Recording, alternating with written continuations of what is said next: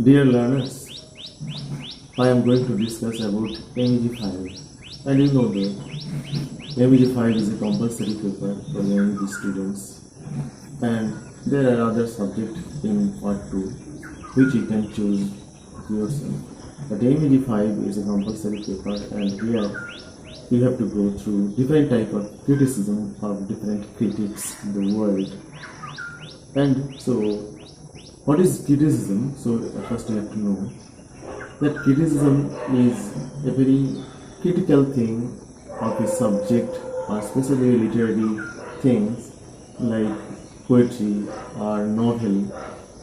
But if one is asked about a novel or a short story or poetry, then he may answer differently. But why, if they asked why, and why the poet has written in this way, and what is the inner meaning or other things, and different type of matters relating to the poetry or novel, then it is very difficult to answer it clearly, and it takes lot of time and lot of matters to discuss it.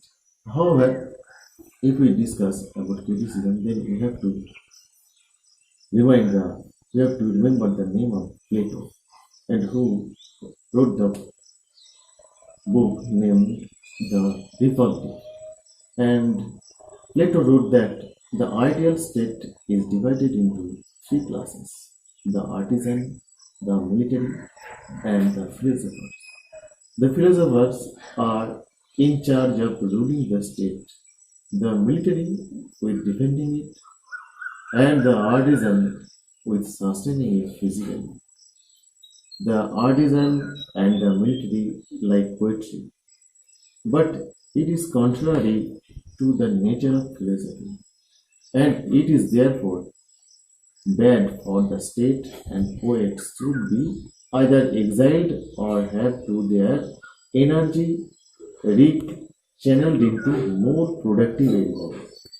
Eventually, the state will mature to a level where poetry is alright, but only as hymns of praise to the gods and tribute to the famous and virtuous men.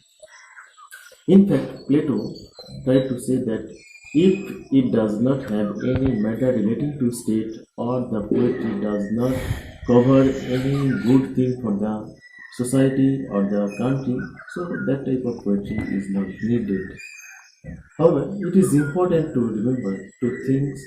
First of all, the republic is in horse form and is neither a hymn to the gods nor a tribute to a famous man.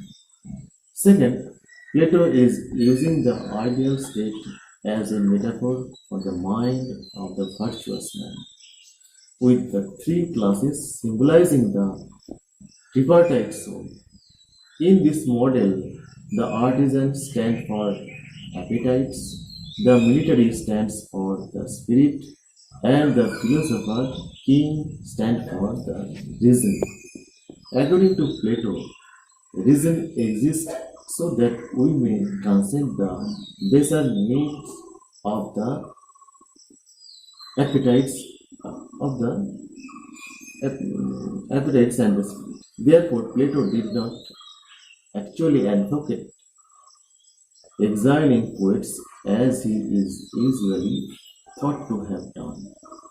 What he meant simply was that the truly enlightened persons would not need to want poetry, and furthermore, the poetry can keep us from becoming such a person by feeding the spirit and appetites, while holding reasons in check. In fact, Plato compared poets to madmen and seemed to believe their madness was contagious. However, we can see the irony of the fact that Plato was not above using the power of poetry for his own ends. Plato definitely believed that poetry had power, and that power made people want to imitate what they saw in art. This sounds bad. Why? To answer that question, we need to look at poetry, Plato's metaphysical claims. According to Plato, the nature of the universe is imitation or mimesis. Plato was an idealist. That is, he believed that reality consists of various layers. The top layer is made up of ideas, and all the lower level imitate those ideas. Actually, according to Plato, the top layer is made up of one idea, the good, and that all things and ideas only existed insofar as they participated in the good, which was the ultimate reality. Therefore, the further one got from the good, the further one was from reality, and the deeper into evil. However, this is the thing, and you have to go through the text very carefully, then you can understand it. It is a very short time, and in this time, it is very difficult to discuss all the things. One thing I should have described about it, that Plato said something about his state, and poetry, which does not say about anything about state or welfare of state, so he does not care it. But his disciple Aristotle ignored it, and he went further and said that poetry is for man's own recreation. But Plato was not in that case. However, this is not the enough time to discuss about it, because criticism is such a thing where a large number of time and large number of emotion and criticism is needed for its discussion.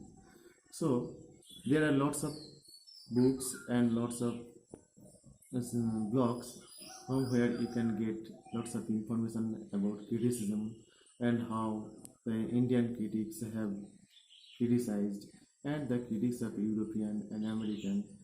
We have to learn from it.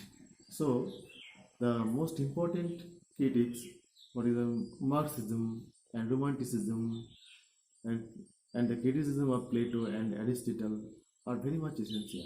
And there are also American critics also who can help you to increase your capacity of about criticism. Okay, thank you.